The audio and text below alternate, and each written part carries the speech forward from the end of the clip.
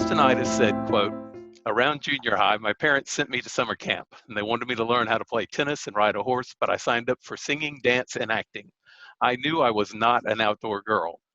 I didn't want to play sports. I was bitten by the bug, falling in love with musical theater, unquote. After graduating from Mountain Brook High School, she became one of the first students to receive a musical theater degree from Birmingham Southern College. Her first Broadway musical was The Music Man at Summerfest with Jim Nabors of Gomer Pyle fame. Back in those days, the Alabama Symphony played in the pit for the summer musicals, and she said, quote, it was glorious playing with the symphony, whether it was in the pit, playing a musical, or with them behind you in formal wear in a concert. She's been in over 80 concerts and plays with Summerfest Red Mountain Theater and Town and Gown the Virginia Sanford Theater. She made the final four for the lead role of Esther in Meet Me in St. Louis on Broadway. After that, she came back to Birmingham and was working on a show with the Birmingham Children's Theater. While on tour in Troy, Alabama, she was hit by a car on US 231. She had surgery the next day for a broken wrist and leg with all four ligaments in her right leg destroyed. New York called her back and wanted to see her for the final audition. It was 6 months later, but she was still wearing a brace and limping. It cost her her chance at Broadway. She lives in Birmingham with her husband and her son, whose name has a special place in my heart. At this time, I'd like to welcome Christy Tingle Higginbotham. Hello, good evening. I brought my special beverage. I don't have one, and I should have. I didn't think about that. Everyone who's in the show with me is laughing right now because they know I'm like the Chardonnay queen. But thank you, Clay, for asking me to do this. Oh, you're more than welcome. Thank you for agreeing to be my first victim while I try and put this project on its feet. What I'm trying to do is interview folks from around the Birmingham theater community that have made Birmingham theater what it is today. Basically, it's a way for us to just to say hello and hopefully introduce folks that don't know you and to tell folks who do know you some things about you that they didn't realize. And while we're all stuck at home, I thought this would be a perfect time to try and put this project on its feet. So Thank you for spending your night with me tonight. Sure. So tell me about growing up in Birmingham.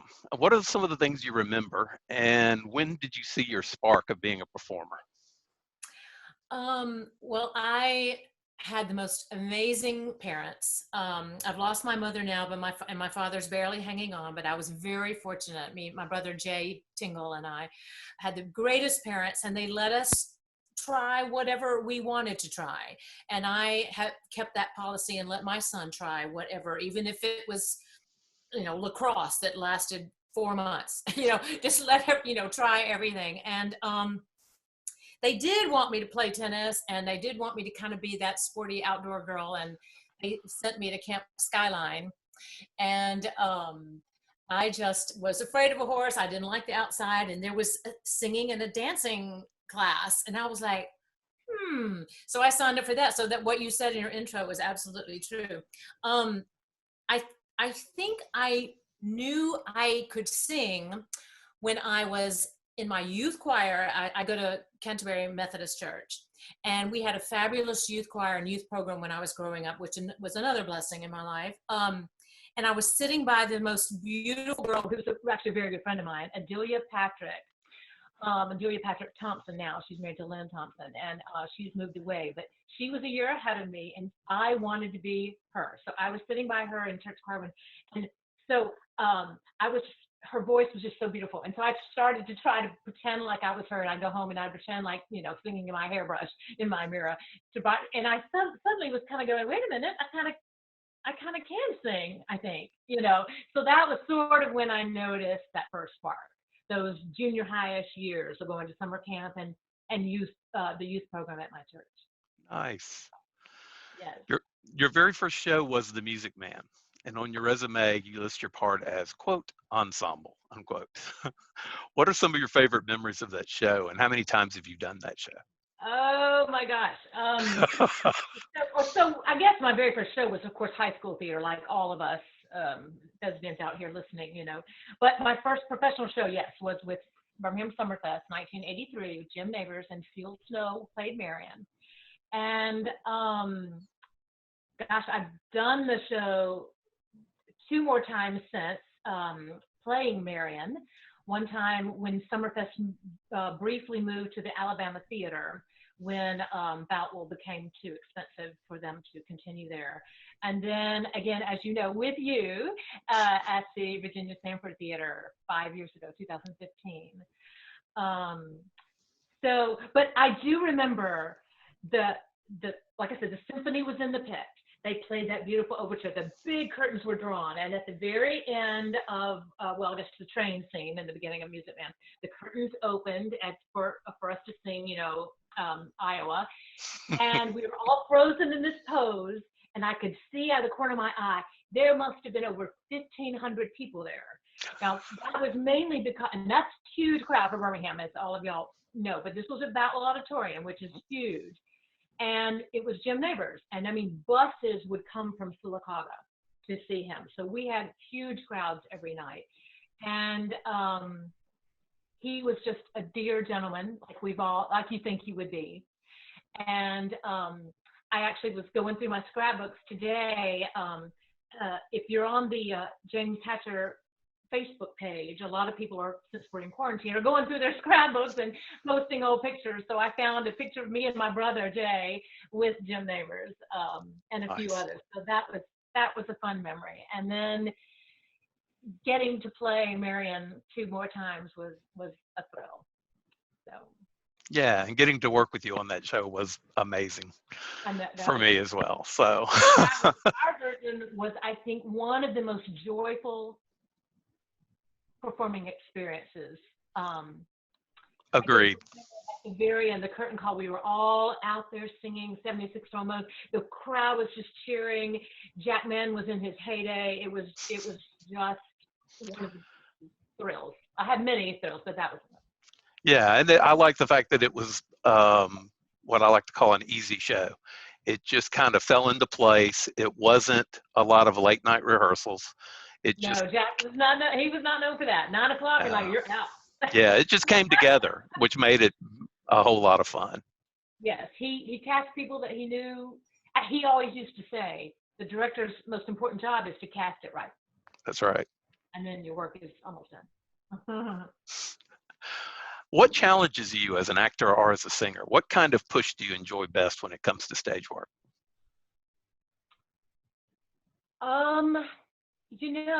As much as I sort of dreaded the middle age,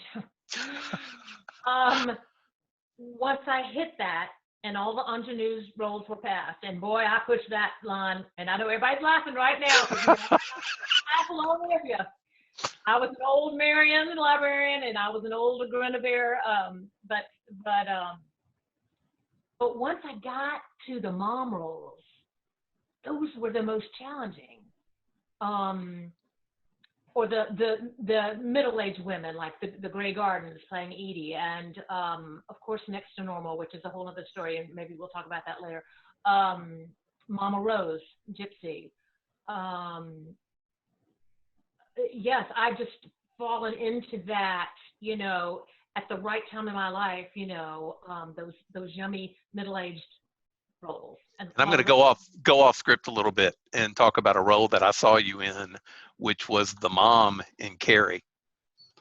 Oh yes, that was one too. Yeah. And you were amazing in that role. Well, Michael Flowers, called me out of the blue and said, we're thinking about doing this little thing where we will bring in alumni. And I was the first musical theater graduate at Birmingham Southern, me and Kim Williams Johnson, who was my roommate and best friend. It was a brand new major, and we were the 2 guinea pigs. So, like I am. And but Michael called me and said, "Hey, can I take you out for a beer?" And we met at Avondale. What's the big brewery down there? Is it just called Avondale? Avondale Brewery. And he said, "What do you think about playing the mom in Carrie?" And I was like, I didn't know much about it, but my brother loves that show. He loves Betty Buckley, and even though it was a flop in New York, but some of it's a juicy, meaty role. I loved it. I was shocked. I actually thoroughly enjoyed the show and walked in thinking, Okay, musical about a Stephen King book. Don't know Right, how well this will fly, but I thought it was right, very well done. right. Well, thank you. Yeah, and working with fake blood, that was a new element of stage work, which was always a surprise every night. How that was it going to work or was it not. But I loved branching out and trying that different type of character because most of my career it has been the sweet ingenue, you know, Maria and the Sound of Music, or that kind of role. So, so yeah, as I approached middle age, I got the more meteor parts coming to me, which I'm thankful. Other than acting and singing, what gives you the most joy in life? Oh, cooking, which is what we're all sort of doing right now. A lot of that's sort of my other passion. I kind of briefly thought about doing or going into maybe some kind of catering or working for a caterer, kind of. So yeah, that might interest people. Very Or cool. Your first lead would come in the Summerfest musical theater production of The King and I as Tupton. How did it feel to have your first lead in the show? Tell me about that. so the director brought in James Shigeta, who was on Hawaii Five-O. Mhm. He was playing the king, and then this lovely soap opera actress, Constance Towers. And so she was Mrs. Anna. So yes, I got offered Tuptim, and Owen Curley was Lunta, and scared to death. And I remember the opening night; it was 5 minutes to places, and I literally, and I'm just going to be honest, I was in the bathroom sick to my stomach. Oh no. Because my first song, as you know, Tupton's first song is My Lord and Master, which has a high B flat in it. And I was like, I knew I'm like a mezzo. Why am I trying to be a soprano? So, but it turned out okay, except, I think we had, it might have been the next to last night. And at the very end, the King's Guards have Tuptim. He's punishing her because she tried to run away with Lunta. And he's going to have her whipped. And then he has the attack, and he can't do it. So I was on my knees leaning over with these men holding my arms out. And when the king had the attack, they let me go. So I fall on my chin, burst my chin open No. toward the very end of the show. But I did the curtain call, wiping my blood was just gushing down. Oh. My parents happened to be there that night. And so I went straight to UAB emergency room. Oh no. Did you have to Yes, have stitches? and a tetanus shot. It was bad. So, And that's another sidestep for me as well. Is what's your favorite theater accident? Too many times. I have another one. So the next one, I was doing Damn Yankees, Birmingham Theatre, 1995. And that was great. We brought in Katie Huffman, who went on to be, the lead female in The Producers and Will Rogers Follies. And we brought in, the devil was the man from Married with Children, David something. I can't think of his name right now. I know y'all are all saying it right now. And then I have a dear friend, Jeff Pierce, played the other lead. So we were doing the show, and of course it's about baseball, and I was doing the big Shoeless Joe number, and I run up in the big dance number, I run up the dugout, which was about 9 or 10 feet up. And I, at one point, looked down, and these two boys were supposed to catch me in like a barrel cat, so I jumped.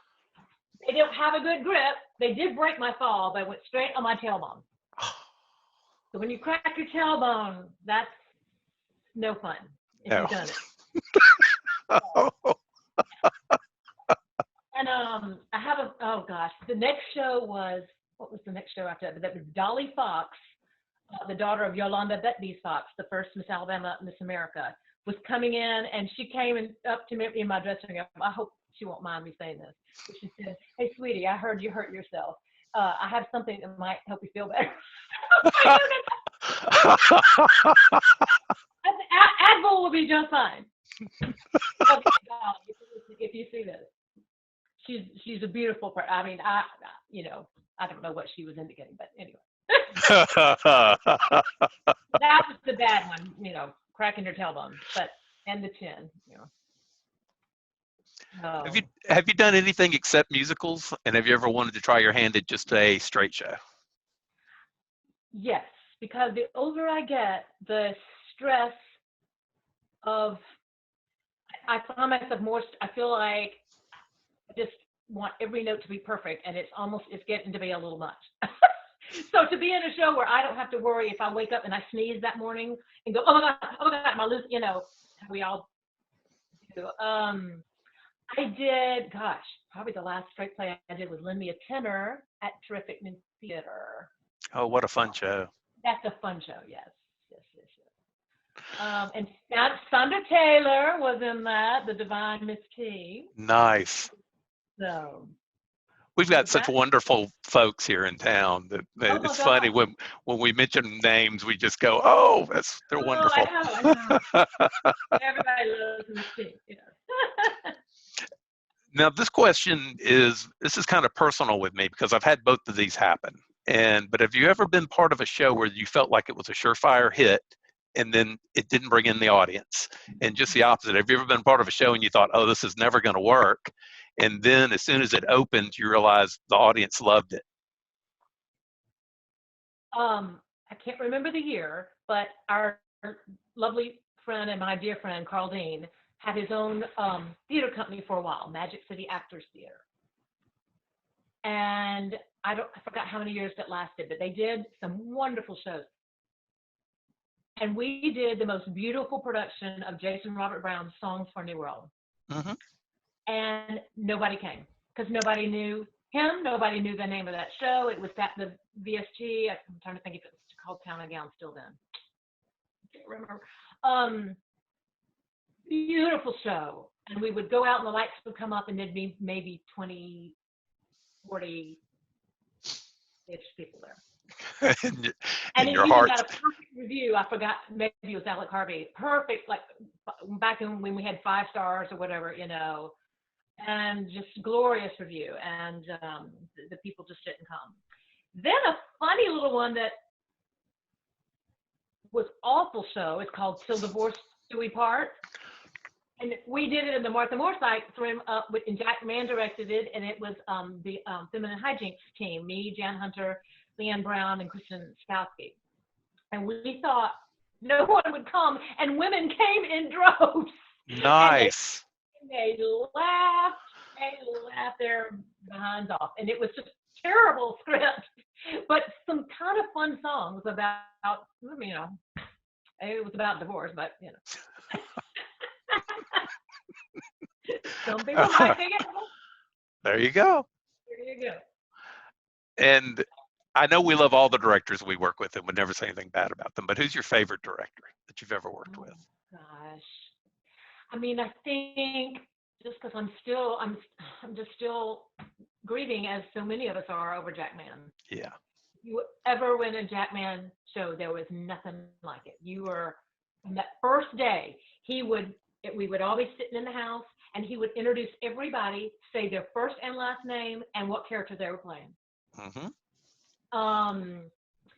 So, and then if you were lucky enough to be in a show where there weren't children, like Music Man, he had to calm down the dirty jokes. If you were doing Back to the Whorehouse in Texas, I mean, I never laughed harder in a rehearsal process because there was no children in the whorehouse, and so Jack, yeah, dirty jokes were just aplenty. So now, I recently had 2 wonderful experiences. Well, with Henry Scott directing Man of La Mancha a year ago. And then I thought David Strickland, who is, I think, one of our younger local budding directors, he directed Fun Home that I did at PNG last year. And they were both wonderful to work with. Nice. Is there a role that you want to play that's on your bucket list? Yes. I know, I'm trying to think, do I sabotage it if I say? And that's perfectly okay if you don't want to. If you're afraid to, that's fine. No, I will say one because I've got one that is sort of on my bucket list. I only have a few more years before, because the mother has kids in the 20s.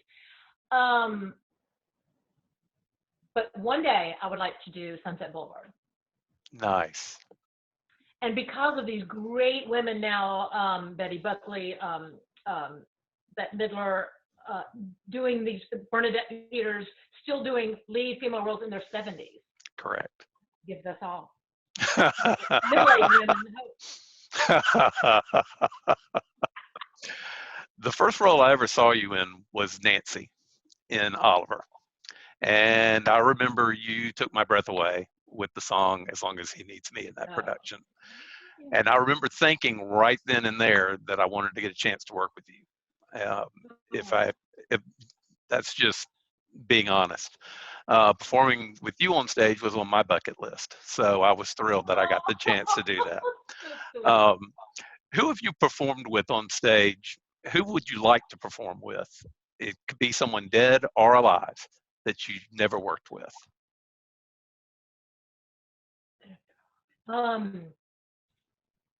Well, gosh, off the top of my head, Judy Garland comes to mind. So that was, we did, with them, Liza Minnelli, actually. Oh, wow. Right. You know who I love, and I kind of keep forgetting about how much I love this singer, that is K.D. Lang. Oh, yeah. And somebody posted something of her the other day, and I just think that voice is, her and Linda Eder might be two more of my, I just love those women's voices. Tell us about your audition on Broadway. What was that like? Oh my gosh.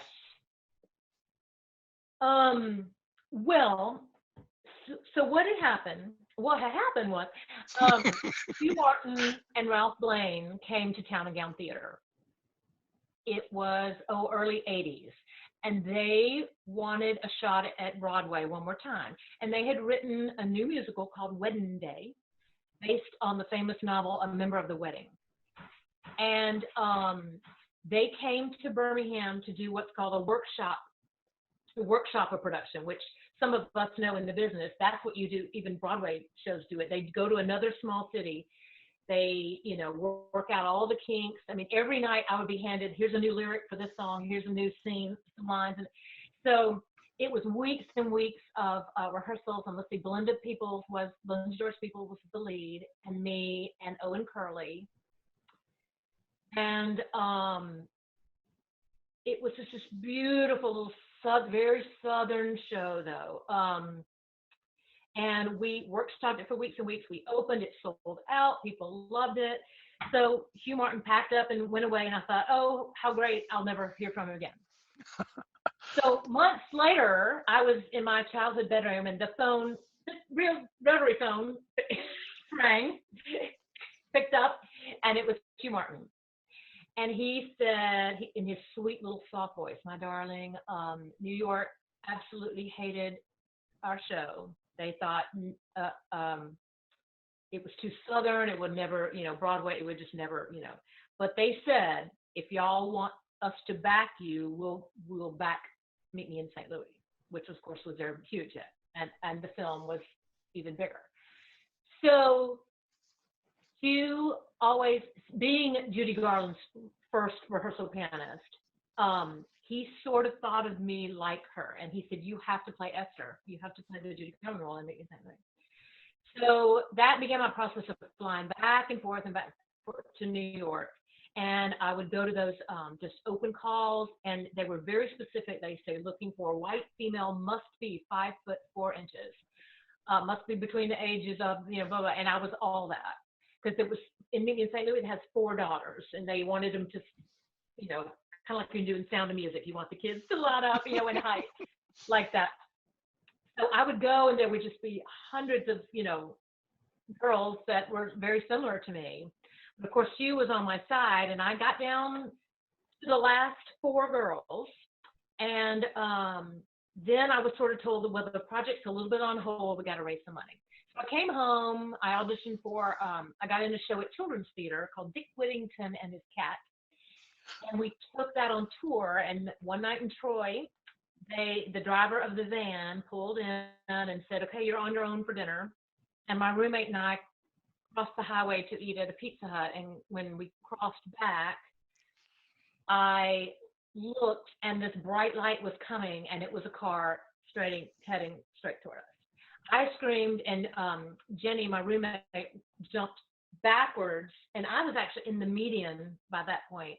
But the driver saw Jenny, and she turned the car, and it spun, and it knocked my right leg like you take a pencil and break it like that, and threw me, which is how my hand broke, and then all 4 ligaments were destroyed.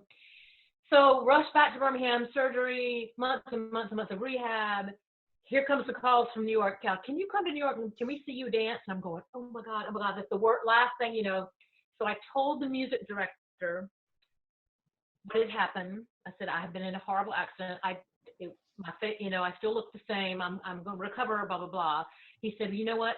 I'm going to tell you now, this thing is not going to be cast till the summer. So this was like February. So I'm like, I'm good. But I was still, so I did go to the final audition, which is at the Neil Simon Theater in New York on a Broadway stage. Cameras were there. They were doing a big publicity, like, who's going to be the next Judy Garland? Who's going to get the Judy Garland role? So the 4 finalists we drew out of a hat what song we were going to sing, either the title song, The Boy Next Door, Have Yourself a Merry Little Christmas, or the trolley song. And I pulled the trolley song, and I was going, okay, yes, that's the big one, you know, the belting number. Yep.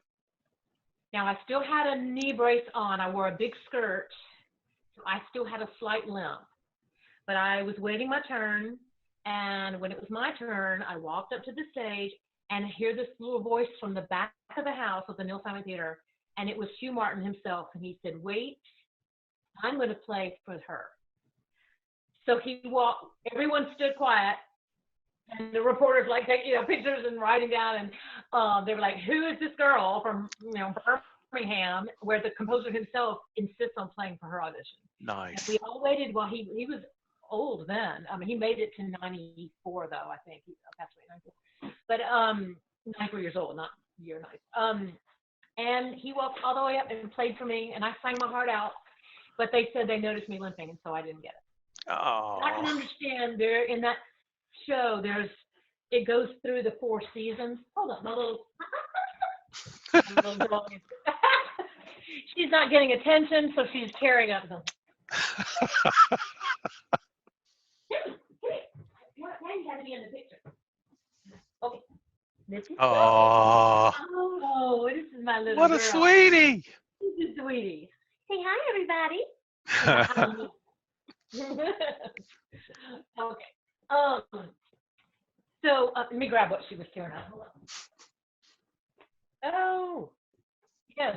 I've been going through my scrapbooks, because, stuff I've been putting off for years doing. Now we're doing since we have time. This is the article about when I don't know if we know, when I went to 54 Below and made my little sort of New York debut there. We can talk about that if we have time. But so I lost that show because there was an ice skating scene. I mean, they didn't want to take a chance on if I had a bum leg, Right. So yeah, I was close, but no cigar. Oh. But today, when I was going through my scrapbooks, I came across all of that handwritten letters from Hugh Martin that he wrote me over the years. Oh, how nice. And, he also hand wrote out The Boy Next Door, and I have it framed actually right over here with his picture. And I'm in my studios now where I teach voice and rehearse everything. So nice. Yeah, he was a dear, dear man, and I was lucky to have known him. Tell us something about yourself that even your close friends wouldn't know. This is a tricky one. Okay. I saw someone else say this, I think in reference to being quarantined now, and it's a theater person, and they said, I think I'm an introverted extrovert. I mean, you would think I'm an extrovert, but I'm sort of I'm sort of a bit shyer than I think people would think I am. As a matter of fact, I mean, when the stage makeup and the wig comes off, I put on a baseball cap and I try to sneak out. I don't like to talk to people and all. I try to get to my car. Yep. And people would maybe think I'm the opposite. Like I want to walk out and, you know. I That think a might lot. be. I think a lot of us theater people are that way. The stage gives us our time to be that big personality that we may not be all the time. That's Right. it's funny because that's what I love about my job is I'm out helping people, so I get to go out and interact with people all the time, and it's not something I would normally do. Right. So it's a nice change of pace. That's one of the things I've Yeah. missed about the quarantine is I can still do everything I do for my job from home, but I don't have the interaction with the people, and I just miss seeing them. Yeah. Yeah. And you know, and back in my youth, you know, we used to all rehearsal would end or the show would end, and we would all, where are we going? You know, what bar are we going to? You know, and now, like, I'm going home. People. Going home. Bed's calling. Bedtime now is around 8 for me.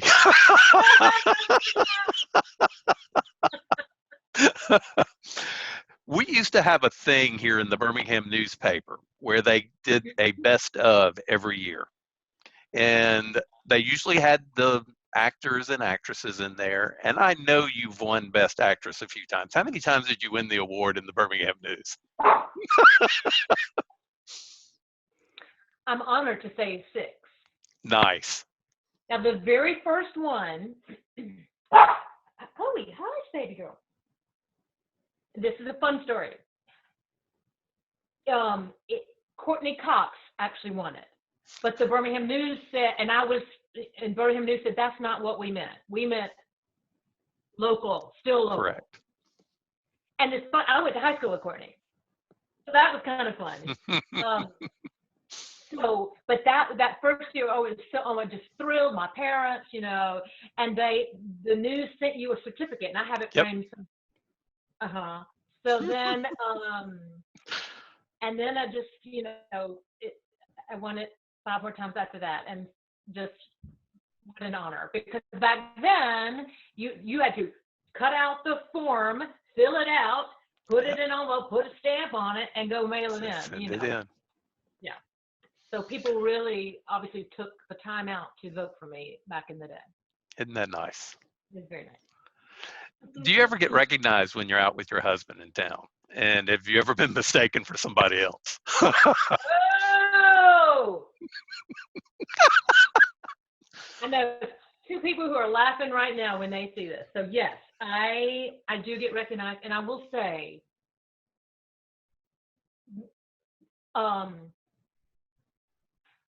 like, all right, gosh, even just a few months ago when we could go to a restaurant, I was at a restaurant, and this girl my age came up to me and said, oh my gosh, Man of La Mancha. She said, oh my gosh, my mother was dying of cancer, and she begged me to take her to that show. And it took 3 of us family members and a wheelchair, and we took, and I mean, Wow. that's when I go, okay, that's when all the worry and the angst that I put in, that people think just because I think I may make it look easy. We all who do this make it look easy. People have no idea how many weeks and preparation and, you know, that goes into this. So that's a thrill when I get recognized and people go so deep, not just say, oh, I've been seeing you for all these times, you know, you're so great on the plays and on the stage. But when someone really calls out a certain show and has it attached to a very similar, that I love that. Now, second question. I get called out all the time to be Miss Jan Hunter. And vice versa. It's Jan Hunter or it's Lisa Payton Davis. Nice. And those are a compliment. And I just laugh and I just say, and they go, oh, you were so great in Peter Pan. I'm like, oh, God. You just want to say thank you very much. I'll let the real person know you said so. Right. And I laugh. We laugh all the time. Of all the roles you've performed, do you have a favorite and a least favorite? Oh, okay, probably my favorite was Evita. I did it 3 times. The first time I was too young. I had no business doing it. I was still discovering my belt voice. I wasn't doing it healthy in a way. Luckily, it was double cast. And so I only did like every other show or something like that.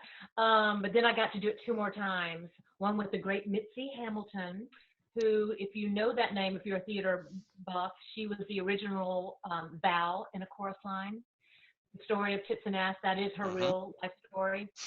And she came and she directed me twice. She directed me in Gypsy when I played Louise, Gypsy. And then they brought her back to do Evita. And she actually went to Buenos Aires just to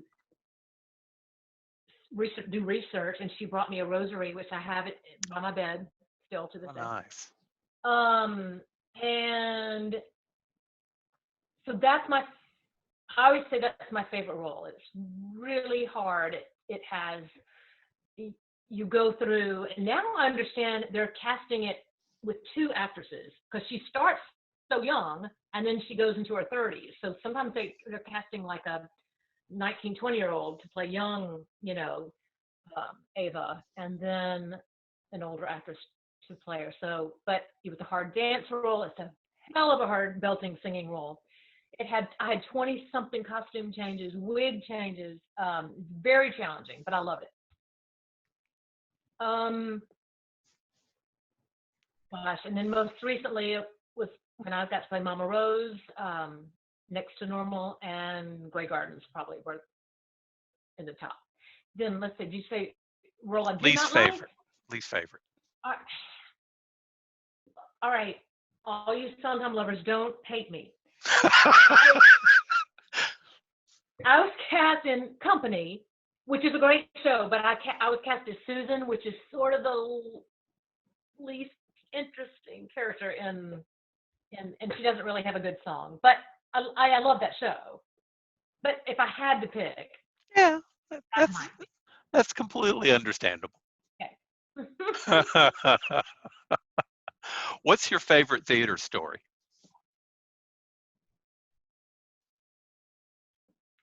Oh gosh, I kind of. You may have told it already. I know.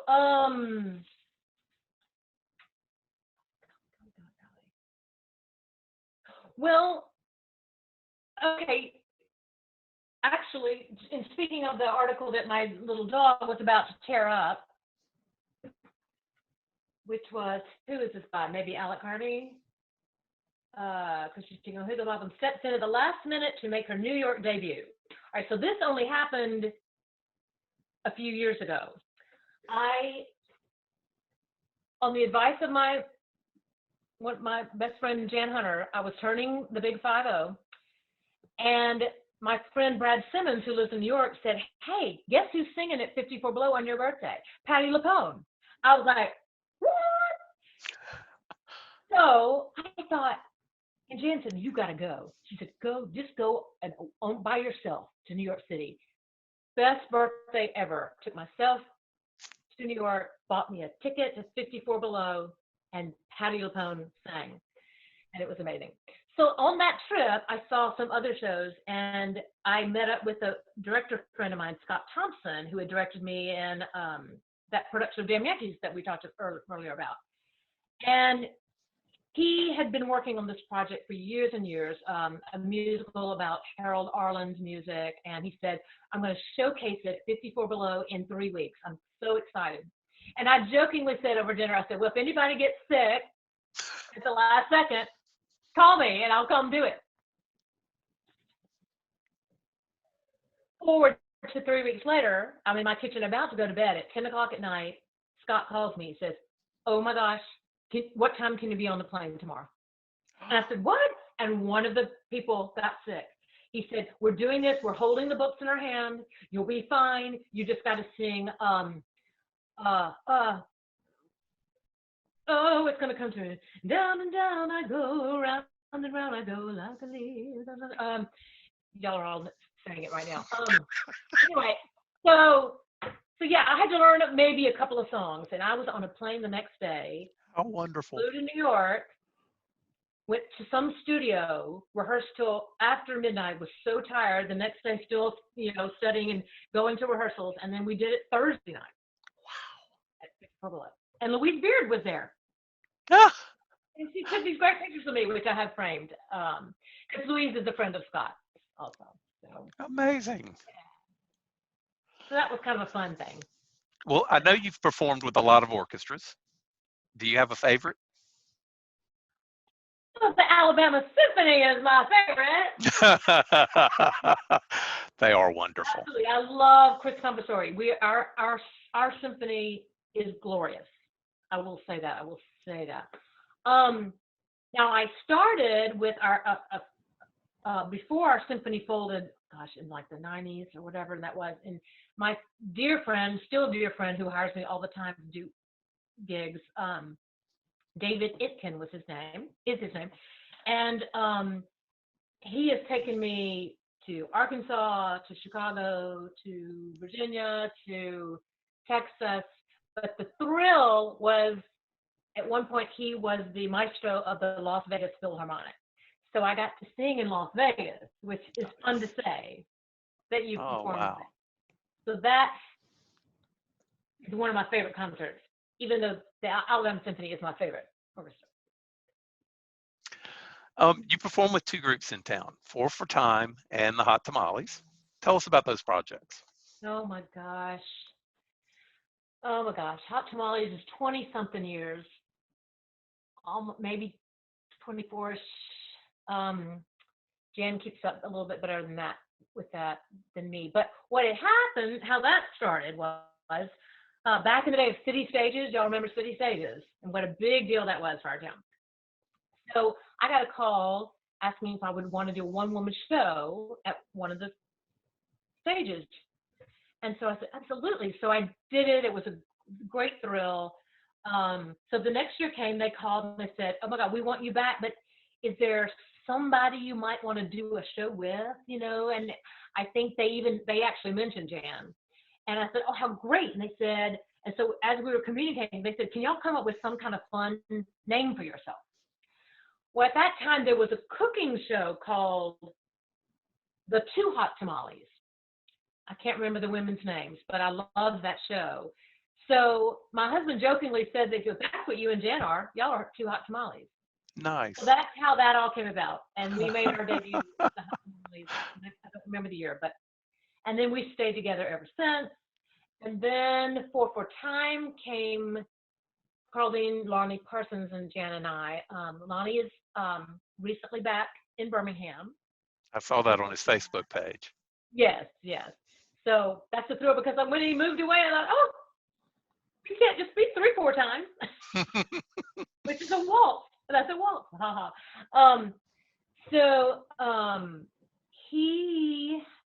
Lonnie came up, I had the idea that we needed to be a quartet, and he came up with the name of 4/4 time, meaning a play on the words of the meter of music, 4/4 time, but also four, as four of us, for a great time, kind of like that. Nice. Just great memories and thrills. We've done so many private gigs, which people don't really know about because they're private, for groups and parties and stuff like that. So. Right.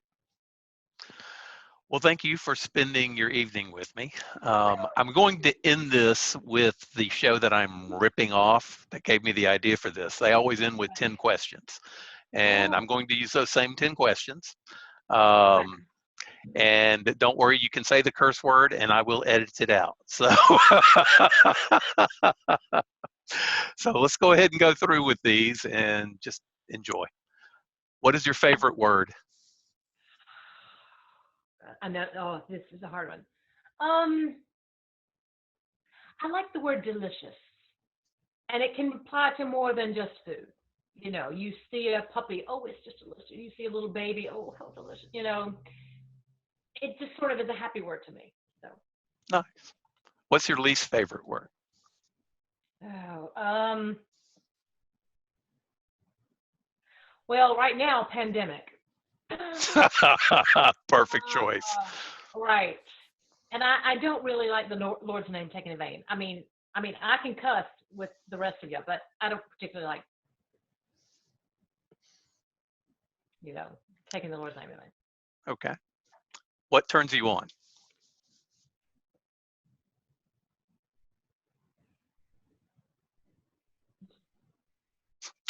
An overture.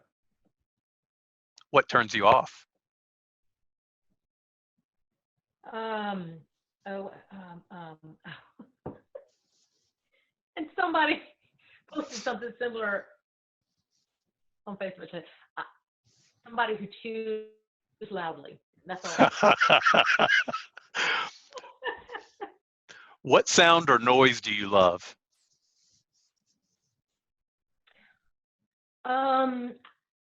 I love the ocean wave sounds. As a matter of fact, I have a little sound machine that does that every night. What sound or noise do you hate? Um, I sort of freak out a little at the sound of an ambulance because, and we didn't really talk about my son's accident, but it sort of brings that whole awful time back. My son had a bad skateboard accident. A lot of y'all know it in the theater world, so that is not a fun sound for me. How's Clay doing? Thriving.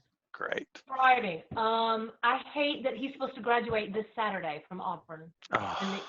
I know, no, it's not going to happen. I mean, he'll get the diploma in the mail. He's taking exams this week. I'm loving having him home. He is in love with the loveliest young girl that we just adore, Lindsay Copeland. And they're both have been accepted to UAB Doctorate of Physical Therapy. But they don't start till next January, which thank goodness, because if they were supposed to start in June, I don't even know if they would start with all this going on. So they've got 3 hard years of grad school ahead of them. But he's thriving, and he came out of that accident with hearing loss in one ear and vocal cord damage, which that might be fixed in his lifetime. So, but thanks for asking. What is your favorite curse word? Shit.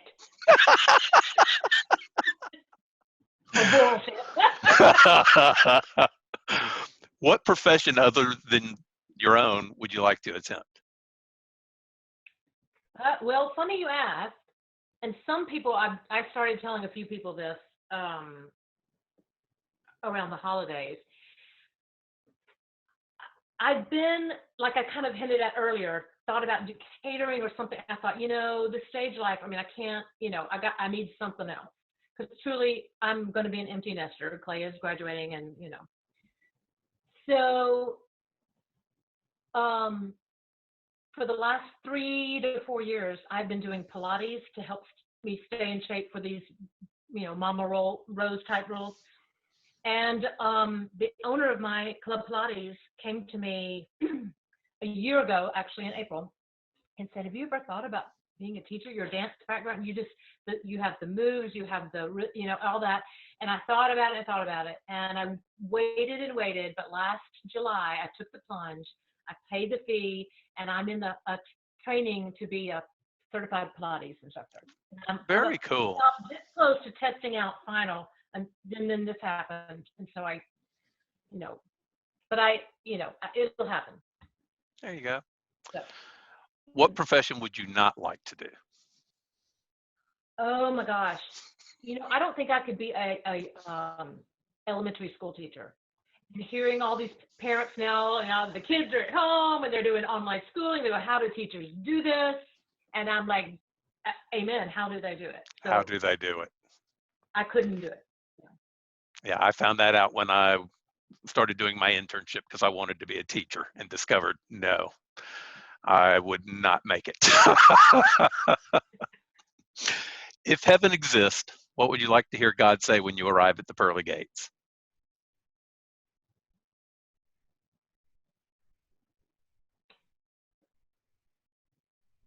Um, Rava,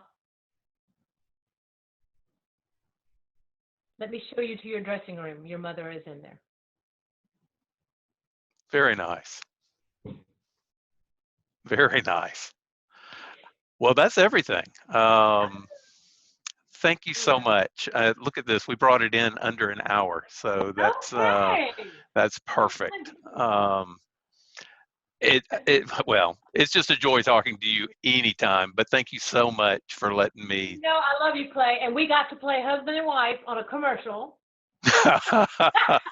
Which I still have on my Facebook page. That was fun. That was a lot of fun. That was a great little shoot. Yeah, that was fun.